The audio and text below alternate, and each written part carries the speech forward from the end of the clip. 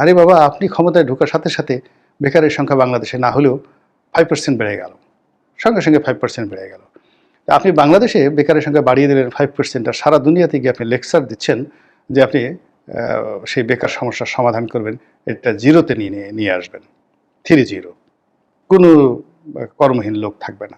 এর মতো ঠাট্টা, এর মতো মস্কারা, এর মতো চুলকানি, এর মতো খাউজেনি এগুলো আছে বলেন? এই সমস্ত কি হচ্ছে?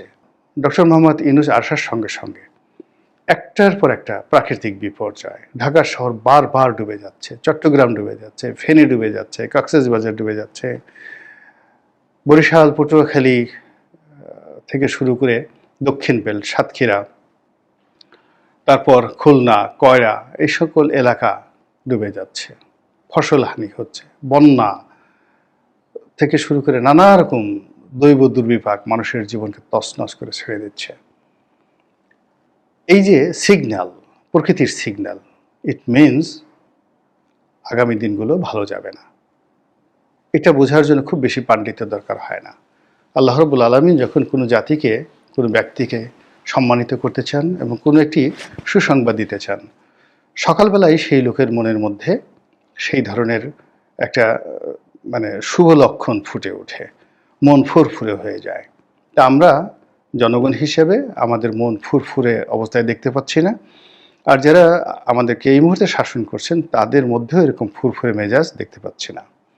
বরং কথায় কথায় তারা মেজাজ হারিয়ে ফেলছেন, চোখ গোল গোল করে ফেলছেন, মুখের হাসি চলে যাচ্ছে বিভিন্ন সাংবাদিকদের প্রশ্নে, এবং তারা জীবনে যে কাজটি করেননি সেই কাজ করছেন এখন উলটপালট বা উল্টাপাল্টা বক্তব্য দিচ্ছেন। বেশ কয়েকজন উপদেষ্টা, আমি নাম বলবো না, প্রথম দিকে তারা টেলিভিশনে এসে বা টেলিভিশনে ক্যামেরা দেখলে বেশ চমৎকার করে কথা বলতেন, নিজের যে অধিক্ষেত্র, কর্মের যে অধিক্ষেত্র সেগুলো অতিক্রম করে তারা অনেক কথা বলতেন। ইদানিংকালে তাদের প্রায় সবাই খামোশ হয়ে গিয়েছেন, কথা বলছেন না, তাদের মুখ শুকিয়ে গিয়েছে এবং তারা সিদ্ধান্ত নিতে পারছেন না যে তারা কি করছেন এবং তারা কি করবেন এবং আগামীতে তাদের পরিণতি কি হবে। এই বিষয়গুলো নিয়ে তারা খুব বেশি আশাবাদী হতে পারছেন না, ফলে তাদের কর্মের আমি এখনো পর্যন্ত কোনো গতি দেখছি না। যিনি উজির আজমের পদে আছেন, প্রধান উপদেষ্টা ডক্টর মোহাম্মদ ইউনূস, তিনি একটি জগা খিচুড়ির সরকার চালাচ্ছেন। না বৈপ্লবিক সরকার, না গণ অভ্যুত্থানের সরকার, না গণবিস্ফোরণের সরকার, না সাংবিধানিক সরকার, না অসাংবিধানিক সরকার, না মার্শাল ল গভর্নমেন্ট, না মঈনুদ্দিন ফখরুদ্দিনের মতো সামরিক সরকার ব্যাকড গভর্নমেন্ট, কিছুই না। একটি হ-জ-ব-র-ল। এখানে তিনি আমেরিকার ওই সার্টিফিকেট পেয়েছেন, ইংল্যান্ডের ওই সার্টিফিকেট পেয়েছেন। আজ মাহাতির মোহাম্মদের দেশের মানুষ, প্রধানমন্ত্রী আনোয়ার ইব্রাহিম, তার সঙ্গে তার বন্ধুত্ব রয়েছে, তিনি ফোন দিয়েছেন। এ সকল খাজুরি আলাপ শুনে আমাদের কোনো লাভ হচ্ছে না। আমরা দেখতে চাচ্ছি যে তিনি আসলে সত্যিকার অর্থে রাষ্ট্রনায়ক হিসেবে কতটুকু সফলতা দেখাতে পারছেন। সেটি বলতে গেলে খুবই হতাশাজনক। তিনি বেশ কয়েকটি সাক্ষাৎকার দিয়েছেন এবং সব সাক্ষাৎকারগুলোতেই তিনি প্যাচ লাগিয়ে দিয়েছেন। তিনি অ্যাসোসিয়েট প্রেস ইন্ডিয়ার সঙ্গে একটি সাক্ষাৎকার দিয়েছেন এবং সেখানে ইন্ডিয়া বাংলাদেশ সম্পর্ক নিয়ে, শেখ হাসিনাকে নিয়ে, আওয়ামী লীগের রাজনীতি নিয়ে যে সকল কথাবার্তা বলেছেন খুবই আপত্তিকর, অরাজনৈতিক, উস্কানিমূলক। আবার সেই কথার উপর তিনি স্ট্যান্ড না নিয়ে মুহূর্তের মধ্যে গতি পরিবর্তন করে তিনি আবার চেষ্টা করেছেন ভারত ইলিশ পাঠাতে, নরেন্দ্র মোদীর সঙ্গে বৈঠক করার জন্য, ভারতের সঙ্গে বন্ধুত্ব করার জন্য। ফলে তার আগের যে বক্তব্য সেটা তার জন্য বুমেরাং হয়ে পড়েছে, আর পরে যেটি বলেছেন সেটাও তার জন্য বুমেরাং হয়ে পড়েছে। এর কারণ হলো আপনি রাবারের মতো, আপনি যত বেশি টানাটানি করবেন এটার ইলাস্টিসিটি তত বেশি কমতে থাকবে। ডক্টর মোহাম্মদ ইউনূসের ইলাস্টিসিটিও ঠিক সেইভাবে কমে যাচ্ছে। This is one. এরপর তিনি আমেরিকাতে গিয়েছেন। আমেরিকাতে গিয়ে তিনি বেশ কয়েকটি পশ্চিমা গণমাধ্যমের সাথে সাক্ষাৎকার দিয়েছেন। নিউ ইয়র্ক টাইমস থেকে শুরু করে বেশ কয়েকটি আন্তর্জাতিক গণমাধ্যমের সঙ্গে সাক্ষাৎকার দিয়েছেন। I hard nothing. কোনো কিছু সেখানে পয়েন্টিভ ছিল না, টু দি পয়েন্ট ছিল না, পয়েন্টিভ ছিল না এবং প্রসপেক্টিভ ছিল না। কথাগুলো ইংরেজিতে বললাম, পয়েন্টিভ অ্যান্ড প্রসপেক্টিভ ছিল না, বরং সব কিছুর মধ্যে কিরকম যেন একটা এলোমেলো কথাবার্তা, লড়র ভড়র কথাবার্তা, এটা করব, ওটা করবে, এটা হবে, এটা হবে। এরপর তিনি অহেতুক কতগুলো কাজকর্ম করেছেন। সমন্বয়কদের নিয়ে সেখানে গিয়েছেন, ক্লিন্টন ফাউন্ডেশনের সঙ্গে একটা বৈঠক করেছেন, এটার সেখানে 3-0 নিয়ে কথা বলেছেন। এখন ক্লিন্টন ফাউন্ডেশনের সঙ্গে বৈঠক করা, বিল ক্লিন্টনের সঙ্গে একটা অনুষ্ঠান করা, সমন্বয়কদেরকে মঞ্চে উঠিয়ে আমেরিকার মাটিতে কথা বলা, বলেন তো বাংলাদেশে 2 পয়সার উপকার হবে? আমাদের ফেনীর বন্যার কোনো উপকার হবে? সাভারের আশুলিয়ার গার্মেন্টসগুলো যে বন্ধ হয়ে আছে, শ্রমিক অসন্তোষ চলছে, কোনো শ্রমিকের ঘরে যে চুলা জ্বলছে না, এবং এই শ্রমিক যারা বেতন পাচ্ছেন, অনেক শ্রমিক, একজন দুজন নয়, এমন একটা অবস্থা। আমি জাস্ট একটা উদাহরণ দিই। আমার একটা গার্মেন্টস ফ্যাক্টরি আছে, তার পেছনেই বার্স বাংলাদেশ নামক একটি গার্মেন্টস আছে, বেশ বড়, প্রায় 20,000 লোক চাকরি করে, অনেক পুরনো, না হলেও 30 বছরের পুরনো একটা গার্মেন্টস ফ্যাক্টরি। এখন ধরুন সেই গার্মেন্টস ফ্যাক্টরি গত 3 মাস ধরে তারা বেতন দিতে পারছে না। এত পুরনো একটা গার্মেন্টস 3 মাস ধরে বেতন দিতে পারছে না কেন? শেখ হাসিনার জন্য, ডক্টর ইউনূসের জন্য, আমাদের জন্য, অর্থনীতির জন্য। 30 বছর যাবৎ তারা চালিয়ে আসছে, এখন তারা পারছে না। শ্রমিকের সব রাস্তায়, এই 20,000 শ্রমিক তারা খাবে কি বলেন? এই 3 দিন 4 দিন 5 দিন পুরো রাস্তা তারা অবরোধ করে রাখলেও কিন্তু তাদের তো বেতন হলো না, বিকল্প চাকরি হলো না। এই লোকগুলো করবে কি?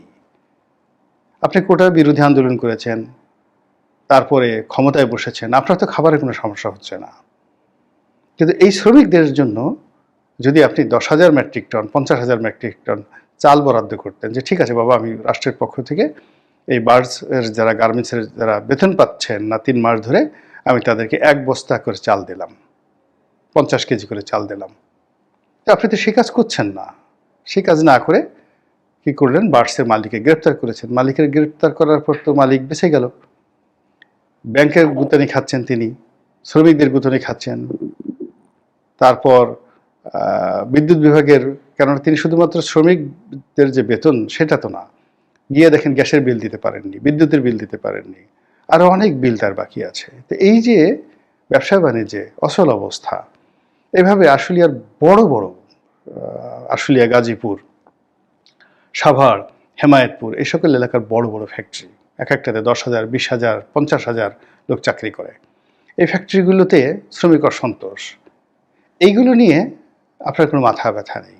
আপনি 3-0 নিয়ে কাজ করছেন। 3-0-র 1 নম্বর জিরো কি? কোনো মানে বেকার লোক থাকবে না। আরে বাবা, আপনি ক্ষমতায় ঢোকার সাথে সাথে বেকারের সংখ্যা বাংলাদেশে না হলেও 5% বেড়ে গেল, সঙ্গে সঙ্গে 5% বেড়ে গেল। আপনি বাংলাদেশে বেকারের সংখ্যা বাড়িয়ে দিলেন 5%, আর সারা দুনিয়াতে গিয়ে আপনি লেকচার দিচ্ছেন যে আপনি সেই বেকার সমস্যার সমাধান করবেন, এটা জিরোতে নিয়ে আসবেন। 3-0, কোনো কর্মহীন লোক থাকবে না। এর মতো ঠাট্টা, এর মতো মস্কারা, এর মতো চুলকানি, এর মতো খাউজেনি, এগুলো আছে বলেন? এই সমস্ত কি হচ্ছে? এই সমস্যাগুলো আপনাকে সমাধান করতে হবে। সমাধান করতে পারলে করেন, আর না হলে আসসালামু আলাইকুম, তাড়াতাড়ি চলে যান, 1 মিনিট দেরি করবেন না। এর কারণ হলো যে যত বেশি দেরি করবেন আপনার এই অযোগ্যতা তত বাড়তে থাকবে, আমরা তত বিপদে পড়ব, মুসিবতে পড়ব। যার যে কাজ তাকে সেই কাজ করা উচিত। কোকিলের কাজ কোকিল করবে, কাকের কাজ কাক করবে, তারপর গন্ডারের কাজ গন্ডার করবে, বাঘের কাজ বাঘ করবে, শিয়ালের কাজ শিয়াল করবে। আপনার কাজ হলো মাইক্রো ক্রেডিট নিয়ে কাজ করা। আপনার কাজ হলো সারা দুনিয়াতে মানুষকে স্বপ্ন দেখা, 3-0 নিয়ে গল্প করা। আপনার কাজ হলো অলিম্পিকের মশাল নিয়ে দৌড় দেওয়া। আপনার কাজ হলো নিকোলাই সার্কোজির সঙ্গে বসে কী করে অলিম্পিক যে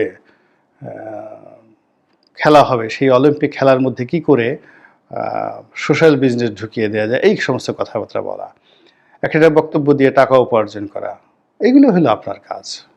আর এই রাজনীতি করা, মিছিল করা, মিটিং করা, ঝাড়ু মিছিল, এগুলো ফেস করা, দুর্নীতিবাজ, অন্যায়কারী, জুলুমবাজ, এদের সাথে লড়াই করা, সংগ্রাম করা, এগুলো যদি না পারেন, দেরি করবেন না, প্লিজ দেরি করবেন না। আর অনুরোধ, আমরা আপনাকে সবসময় হাসি মুখে দেখতে চাই, স্মাইলিং ফেস। রাগ করবেন না, রাগ করলে মানুষকে ভালো দেখায় না। আপনি বঙ্গবন্ধুর নাম শুনে ৭১-এর মুক্তিযুদ্ধের নাম শুনে ভয় যাবে আমেরিকার যে সাংবাদিক প্রশ্ন করেছে, সেই প্রশ্ন শুনে যেভাবে আপনি চোখ গোল গোল করে ফেলেছেন, আমরা এই অবস্থায় আপনাকে দেখিনি কখনো। আপনার এই দৃশ্য দেখে আমাদের খুব ভয় হচ্ছে। এর কারণ হলো, যারা নরম মানুষ তারা যদি রাগ হয়ে যায়, যারা দুর্বল মানুষ তারা যদি প্রতিহিংসা চরিতার্থ করতে চায়, সেটা খুবই ভয়ঙ্কর হয়, মারাত্মক ভয়ঙ্কর হয়। কাজেই আপনি দয়া করে চোখ গোল গোল করবেন না। মুখের যে পেশি, মাংসপেশি, এটিকে দয়া করে শক্ত করবেন না। আমরা আপনাকে ভালোবেসে, সম্মান দিয়ে, মর্যাদা দিয়ে লালন করছি, পালন করছি। আমাদের এই অসংখ্য দরিদ্র মানুষ যারা আপনার গ্রামীণ ব্যাংকের সদস্য ছিল, যারা আপনার টাকা দিতে না পেরে অনেক আত্মহত্যা করেছে, কিন্তু আপনার বদনাম করেনি, আপনার বিরুদ্ধে একটা মামলা দেয়নি। আপনার ম্যানেজাররা, গ্রামীণ ব্যাংকের কর্মকর্তারা লোন না পেয়ে অনেকের বাড়ি ঘর তছনছ করে ছেড়ে দিয়েছে, অনেকের পরিবার তছনছ করে ছেড়ে দিয়েছে, কিন্তু কেউ, কোনো পরিবেশবিদ, কোনো আইনজীবী, কেউ কখনো আপনার বিরুদ্ধে একটা মামলা করেনি। কিন্তু এই ঘটনা ঘটেছে শুধুমাত্র হুজুর যারা আছে তারা আপনাকে, আপনার সুদ গ্রহণ করা বা এই আপনি মেয়েদেরকে একটু বেপর্দা করেছেন, এইগুলো নিয়ে একটু ওয়াজ নসিহত করেছি, এতটুকু পর্যন্ত। কিন্তু আমরা এর বাইরে সবসময় আপনাকে সম্মান করেছি, এবং এই কর্মকাণ্ড সারা দুনিয়ায় দেখেই কিন্তু আপনি নোবেল পুরস্কার পেয়েছেন। আর নোবেল পুরস্কার পাওয়ার পর আপনারও মনে হয়েছে যে আপনি পৃথিবী চালাতে পারেন, সারা দুনিয়া থেকে আপনি এই 3-0 থিওরি অনুযায়ী সব কিছু দূর করতে পারেন।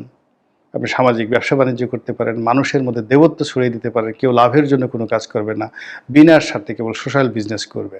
তো আপনি এই যে প্রচার করছেন, সেই প্রচারের প্রেক্ষিতে আমাদের মনে হয়েছে আপনি দেবতা। তো দেবতা কখনো রাগ করে না, দেবতা কখনো মেজাজ হারিয়ে ফেলে না, দেবতা হাসে, এবং দেবতা স্থিরভাবে নির্ভুল সিদ্ধান্ত নেয়। আল্লাহ আপনাকে হেদায়েত দান করুন এবং হেফাজত করুন।